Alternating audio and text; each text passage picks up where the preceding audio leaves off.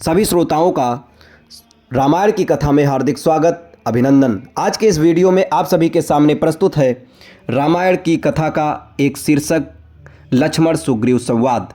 बढ़ते हैं कहानी की तरफ। श्री रामचंद्र जी की आज्ञा पाकर सदैव बड़े भाई के हित में लगे रहने वाले लक्ष्मण क्रुद्ध होकर किष्किंधा की ओर चले। मार्ग के वृक्षों को बलपूर्वक गिराते हुए, पर्वत शिखरों को उठाकर फेंकते हुए, नगर की ऊंची ऊंची अट्टालिकाओं से सुशोभित बाजारों और चौराहों को पार कर वे सुग्रीव के राजा प्रसाद में जा पहुंचे। लक्ष्मण को अत्यंत क्रोधित देखकर सुग्रीव के सुबह भयभीत होकर इधर उधर भागने लगे। लक्ष्मण सीधे सुग्रीव के रनिवास में पहुंचे। वहां से मृदंग की ताल के साथ कोकिल कंठी कामिनियों के गायनों के स्वर निकल रहे थे। महाबली लक्ष्मण ने सुग्रीव के उस अंतपुर में अनेक रूप रंग की बहुत सी रूप यौवन के गर्व से भरी हुई सुंदरी स्त्रियों को देखा। नुपुरों की झंकार और करधनी की खनखनाहट करती हुई परिस्त्रियों को देखकर शीलवान लक्ष्मण अत्यंत लज्जित हो गए। श्री रामचंद्र जी का कार्य सिद्ध होते न देखकर कुपित लक्ष्मण ने धनुष की टंकार की, जिससे समस्त दिशाएं गूंज उठीं। उस समय सुग्रीव के कच्छ में इंद्र की अप्सराओं को भी लजाने वाली नृत्य नंगनाएं नुपुरों और मेखलाओं की झंकार के साथ नृत्य कर रही थीं, और सुग्रीव मद्यपान से अचेत अर्धनिमीलित नेत्रों से ये सब देख रहा था। धनुष के टंकार की ध्वनि को सुनते ही नृत्य करने वाली रमणियां भयभीत होकर एक ओर खड़ी हो गईं। भय से सुग्रीव का मुख पीला पड़ गया। उसमें सहम कर तारा से पूछा, हे प्रिय, रामचंद्र जी का ये छोटा भाई अकारण ही इतना क्रुद्ध होकर क्यों आया है? तुम अपनी मृदु वाणी से उसे शांत करो। जैसे भी हो वाणी कौशल से उसके क्रोध को शांत करके यहाँ आने का कारण ज्ञात करो। पति की आज्ञा का पालन करते हुए मुस्कुराती तारा लक्ष्मण के पास पहुंची।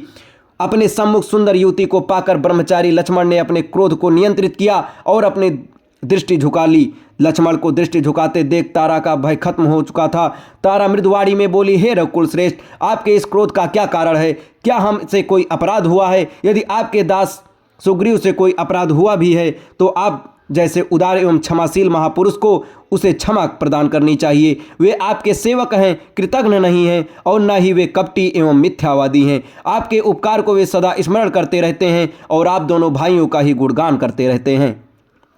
श्री रामचंद्र जी की कृपा से उन्होंने अपने राज्य को, रूमा को और मुझे प्राप्त किया है। भारी दुख के बाद सुख मिलने के कारण उनसे कुछ भूल हो गई है और वे आपके दर्शन न कर सके। आप तो जानते ही हैं कि विश्वामित्र जैसे महामुनि भी घृताति नामक अप्सरा पर मुग्ध होकर 10 वर्ष तक उसके साथ रमण करते रहते थे।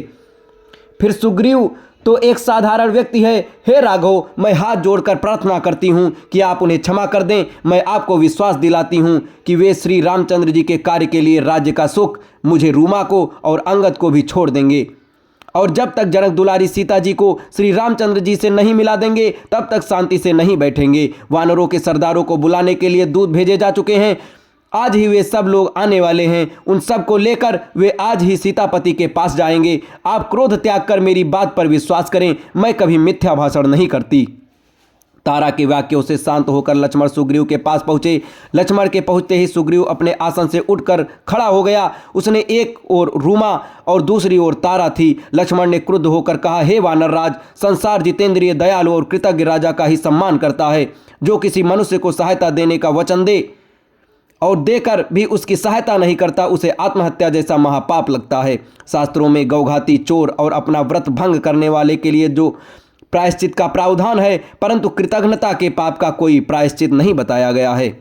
उसे तो अनंत काल तक नरक की यातनाएं भोगनी पड़ती हैं। रामचंद्र जी ने तुम्हारे साथ जो उपकार किया है उसे भुला देना तुम्हारे लिए उचित नहीं है। इसलिए सुग्रीव, अब तुम्हें उस वचन का पालन करना चाहिए जो तुमने उन्हें दिया है।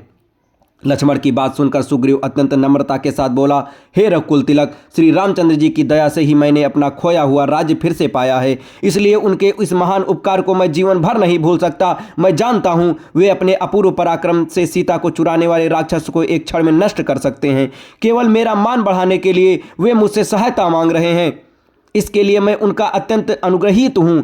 उनके साथ मेरी सेना और मैं भी युद्ध करने के लिए चलेंगे। अब तक हुए विलंब के लिए आप मुझे क्षमा करें। लक्ष्मण इन वचनों से संतुष्ट होकर बोले, अब तुम मेरे साथ चलकर भैया के दुखी मन को संतोष दो। वे सीता जी के वियोग में बहुत दुखी हो रहे हैं। अब इसके आगे की कहानी आपको अगले वीडियो में बताई जाएगी। तब तक हमारे साथ बने रहें। धन्यवाद।